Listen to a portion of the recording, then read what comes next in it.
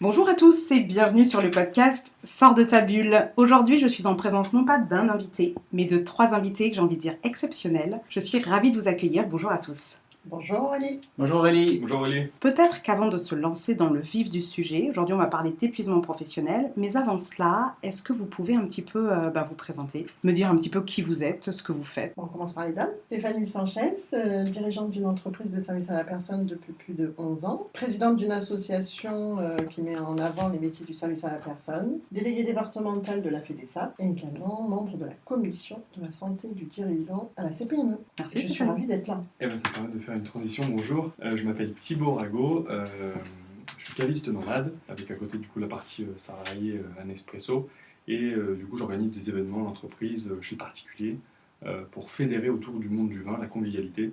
Et donc très heureux aussi de partager avec vous ce qu'on a vécu et d'être en votre présence. Moi je suis Loïc Mersch, fidèle participant des ateliers de la commission de santé du dirigeant, dirigeant depuis une dizaine d'années, dirigeant de l'agence Bivouac. Voilà, on organise des séminaires et on part prendre soin des équipes en dehors des bureaux. Intéressant. Donc je le disais tout à l'heure, la commission santé du dirigeant organise régulièrement en fait des moments sous différents formats. L'un des premiers thèmes qui a été abordé, c'est celui de l'épuisement professionnel. Donc je sais qu'il y a 2 formats en fait qui ont été choisis par la commission santé du dirigeant. C'est à la fois un déjeuner témoignage et ou alors un atelier qui a lieu plutôt en soirée. Stéphanie, je me demandais en fait pourquoi ce choix, pourquoi ces 2 formats sur un même sujet? Parce que parler de la santé du dirigeant, c'est des sujets très très sérieux qui impactent beaucoup de monde et beaucoup de dirigeants d'entreprise. Mm-hmm. Et on a voulu rendre l'esprit un peu ludique, un petit peu plus, j'ai envie de le dire, un petit peu plus glamour, pour que les dirigeants se sentent de venir sans rentrer dans quelque chose de hautement médical, même si ça l'est pas, ou trop psychologique. Et en fait, ça donne un peu une dynamique de bienveillance et d'échange. Thibaut, Loïc, je sais que vous avez du coup assisté à l'un de ces moments, donc soit le témoignage, soit les ateliers, ou voire même les 2. Qu'est-ce que vous en avez pensé? Pour commencer du coup sur le premier qui était le témoignage, je trouvais ça hyper enrichissant et au-delà de ça hyper humain en fait que certaines personnes ont choisi de livrer leur expérience, de partager un peu ce qu'ils ont vécu, des moments difficiles avec émotion, et donc forcément ça nous plonge aussi dans leur quotidien et de se dire et de faire écho par rapport à notre personnalité et comment on avance aussi nous dans notre business. Et donc moi ça m'a beaucoup touché au-delà de ça, et de voir qu'en fait on est des humains et on a ce temps qui est dédié, ce temps de parole qui nous permet de nous exprimer. Et c'est super que cette commission existe pour ça justement. Ok, moi j'ai fait les 3 ateliers. Ce que je trouve intéressant, c'est qu'il y a comme un fil rouge en fait, une espèce de date, une fois par mois.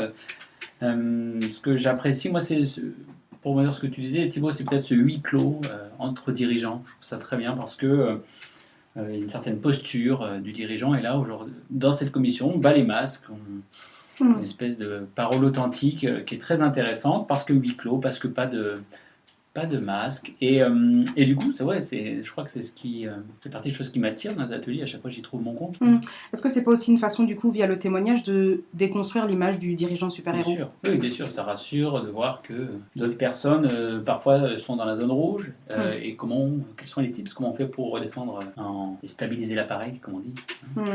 Il faut se dire quand même, parce que toi Thibaut, tu étais là sur le premier déjeuner témoignage, c'est vrai que le témoignage de Jean-Michel, ça a été quelque chose de très prenant, très captivant, très parlant, parce que moi qui ai traversé la zone rouge, comme tu dis Loïc, du coup c'est vrai que ça nous a permis tous de nous identifier dans peut-être un moment de vie et de lâcher, d'abattre les cartes et de dire bah ouais en fait beaucoup de gens se sont confiés à ce moment-là quand Jean-Michel a fini son témoignage en disant bah oui moi j'en suis là en fait, je sais pas si tu te rappelles, et ça s'est fait naturellement comme si on était entre potes. On va boire un coup et puis parce qu'il y a quelqu'un qui a parlé, du coup bam on a ouvert la porte. Et c'était ça qui était intéressant et qui nous a amenés sur l'atelier. Je sais pas ce que vous en avez pensé du coup. Ouais, comme tu dis en fait ça nous a permis de nous libérer. Et au-delà de ça, sur la figure masculine que Jean-Michel en fait il a eu, ça sentait ses émotions dans ses yeux, et en tant qu'homme, de voir qu'en fait on peut s'autoriser à être, et qu'il y a finalement beaucoup de bienveillance autour de la table pour pouvoir se libérer sans être jugé en fait. Ouais. Et je pense qu'au-delà de ça, il y a cette dimension humaine qui est hyper importante et bienveillante.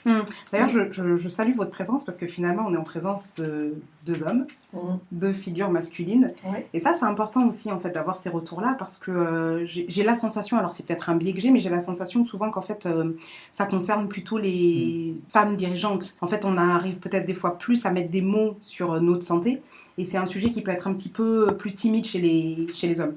Oui, c'est vrai, mais c'est pour ça que je fais une différence avec. Tu parlais du dîner entre potes, Stéphanie. C'est vrai qu'on a pris les bons côtés, peut-être de ce huis clos, dîner entre potes, et en même temps, je crois qu'on ne peut pas s'échapper. Le sujet, c'est celui-ci, donc on sait qu'on va parler de ça, et en fait, c'est bien plus qu'un dîner entre potes. Dîner entre potes, on peut quand même aussi jouer une posture.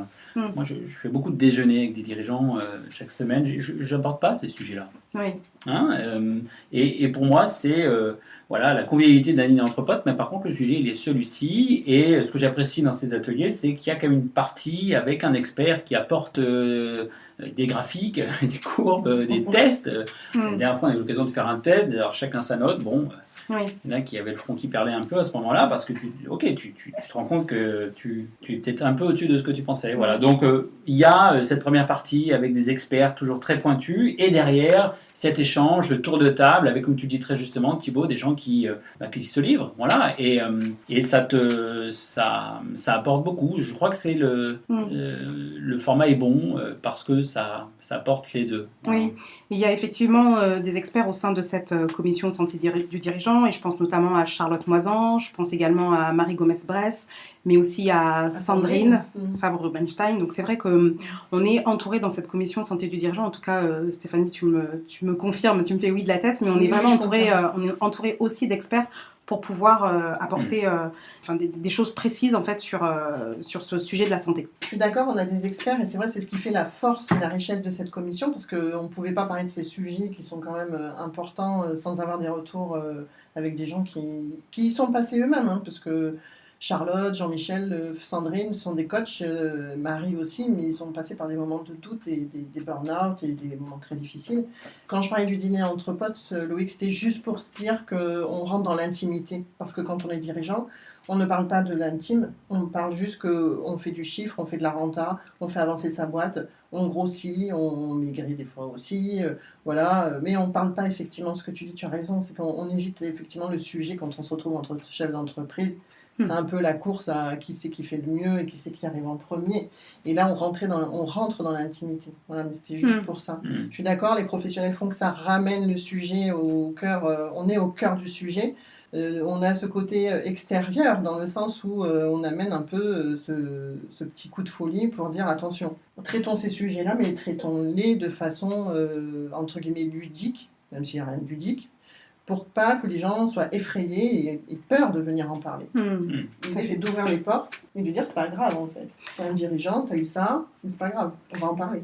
Et d'ailleurs, en termes d'expertise, il y a un partenariat qui a été créé récemment avec En Santé. Est-ce que tu peux nous en dire un petit mot rapidement ? En Santé, c'est la médecine du travail, une des plus grandes médecines du travail de Montpellier, de l'Hérault. Et ils vont nous permettre donc de financer tous ces ateliers et d'aller dans des endroits très sympas comme le dernier atelier où c'était au Just Hotel. Ah oui, je confirme, là, sur le rooftop du Exactement. Just Hotel. C'était très sympa. C'était très sympa. C'est pas baigné, mais c'était presque. Et du coup, voilà, En Santé a compris que ça pouvait aussi passer par des ateliers et par des déjeuners témoignages en dehors des bureaux, parce qu'en santé, c'est des bureaux, alors même s'ils ont mis en place cette fameuse visite médicale du dirigeant, et c'est très bien, c'est des avancées. En tout cas, il y a des gens, ils n'ont pas envie d'y aller parce qu'ils ont toujours peur du côté trop médical, de l'arrêt de travail, de comment je fais derrière. Est-ce que par rapport à ces moments, que ce soit le témoignage ou l'atelier, il y a un avant et un après ? C'est-à-dire que peut-être que quand on s'inscrit, au moment où on voit la publication sur les réseaux, quand on s'inscrit,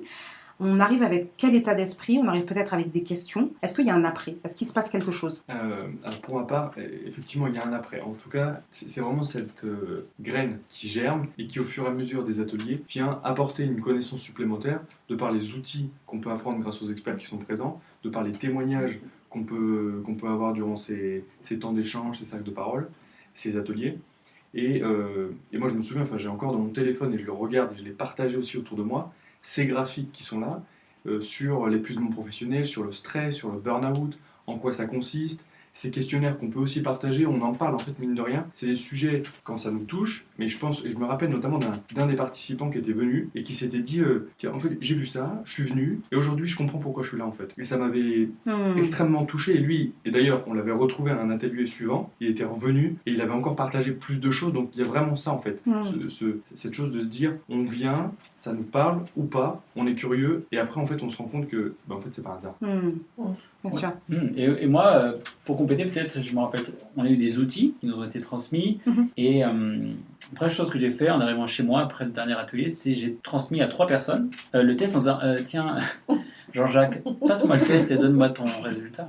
Parce que autour de nous, dirigeants, on a parfois une sensation en disant j'ai l'impression que là, Jean-Jacques, il appuie trop sur la pédale. Et je lui ai envoyé le test, il m'a envoyé sa note. Je lui ai dit je crois qu'il faut qu'on en parle mardi midi. Donc ça m'a, moi, ce que je ressors, c'est je ressors avec aussi des outils concrets pour prendre soin de l'entourage. Et ça, c'est précieux. Parce que je crois que lui n'aurait pas fait la démarche de venir. Sauf que là, j'ai pu, à mon avis, déjeuner avec lui au bon moment. Voilà. Et c'est chouette d'avoir ce rôle aussi, de partager l'information et derrière de la diffuser au plus grand nombre pour que derrière on puisse avancer ensemble en fait collectivement. Et peut-être que ce Jean-Jacques, il te remerciera toute sa vie parce que tu lui as envoyé ce questionnaire. C'est chouette, je suis en tout cas, touchée par le le déjeuner, témoignage. très bien. Est-ce que tu peux nous dire, Stéphanie, quels sont les thèmes à venir qui vont être abordés? Donc là, l'épuisement professionnel, c'était le 29 février. Ouais, il y a des choses à venir, quels sont les autres thèmes qui vont être... Alors la semaine dernière ou cette semaine, non, c'est la semaine dernière, le temps passe trop vite. On était sur le déjeuner témoignage équilibre vie pro, vie perso. D'accord. On a fait un tabac. Là vraiment, on était contents, hein, on était plus d'une dizaine. Et ça s'est déroulé de façon assez limpide et les gens aussi se sont découverts petit à petit, comme tu disais Thibaut. Il y en a qui se sont dit, mais tiens, j'étais là parce que j'ai vu de la lumière et en fait ils ont dit, ah ouais, c'était de la bonne lumière parce que ça leur a fait écho.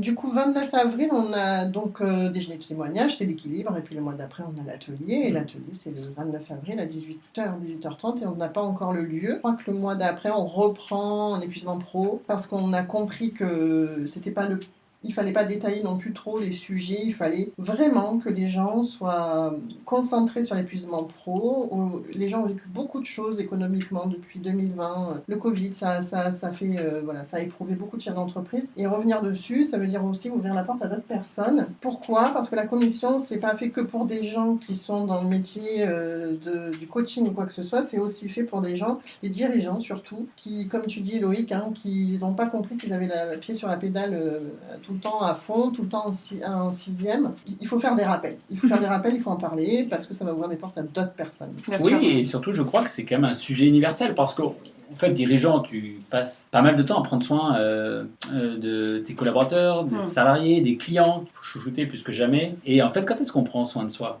C'est une vraie question. Qui s'occupe de toi pendant que tu prends soin des autres ? Et surtout, est-ce que tu as le temps de prendre soin de toi quand tu t'occupes des autres ? Et l'avantage des ateliers, c'est qu'il y a une date, il y a un créneau, et en fait, tu le mets dans ton agenda, tu dis, bah tiens, 18h, lundi 28 avril, je vais prendre soin de moi.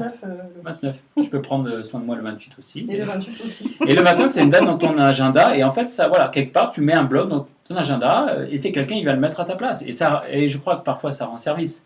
Bien sûr. Sinon, on a toujours la tendance à repousser ces créneaux. Le 29 avril, c'est sympa, l'équilibre vie pro, vie perso. On a touché des choses sensibles quand même sur le déjeuner témoignage. Moi, je ne pensais pas autant, je tiens à le dire quand même. C'est toujours Jean-Michel qui a fait son témoignage, puisque dans les conséquences de son burn-out, il y a eu des fragments qui se sont... ça s'est imité sa vie perso, et c'était intéressant de l'entendre. Est-ce que vous auriez des idées, des propositions à faire ? Des thèmes que vous aimeriez aborder, qui vous semblent intéressants en ce qui concerne la santé du dirigeant. Est-ce qu'il y a des choses en particulier qui vous viennent à l'esprit ? Finalement que c'est pas un tabou en fait. Il y a un peu ce tabou en France de se dire ouais je suis suivi par un psy par exemple. Et aujourd'hui en fait c'est pas...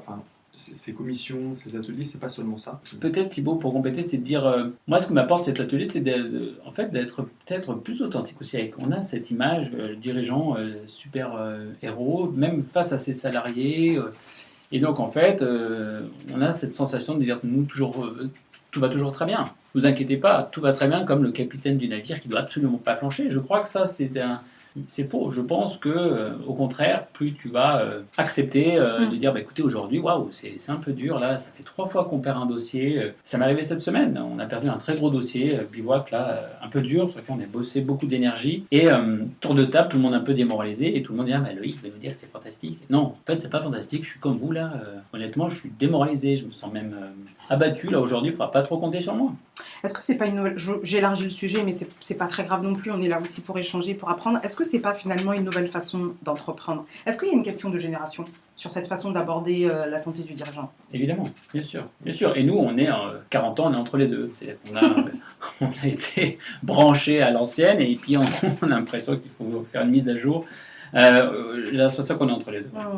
C'est quand même des nouveaux discours, hein, parce que oui. Moi, quand j'ai fait mon burn-out, je n'ai jamais dit à mes équipes que j'étais au fond de la cale. Hein. J'ai gommé, j'ai effacé tout ça, j'ai fait passer ça sur une pathologie de 15 jours, lambda.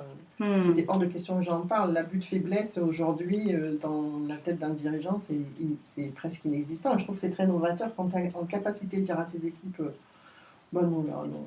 Non, moi, là, j'ai pas envie, j'ai pas envie de remettre 1 euro, j'ai pas l'énergie, t'as passé des étapes déjà. Parce que t'en as marre de te faire mal aussi. Bien sûr. Parce que derrière, il y a un homme, il y a une femme, et puis t'as le droit d'être en bas. C'est ça la vérité. Complètement. Ce moment-là, c'est à partir du moment où toi tu l'acceptes, tu peux te dire, ok, j'accepte cette vulnérabilité, j'accepte de le vivre, je le sais, et du coup, à partir de ce moment-là, je le partage. Si toi, t'es pas ok avec ça, ça passera pas en fait.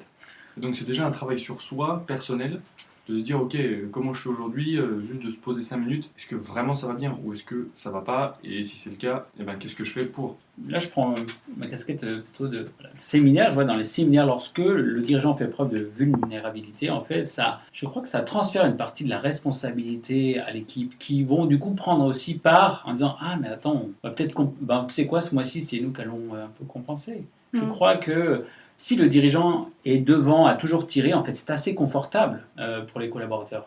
Parce qu'en fait, vaille que vaille, on sait que tout va bien, et donc en fait, on peut même leur dire un peu la remorque de temps en temps, parce que de toute façon, il est indestructible.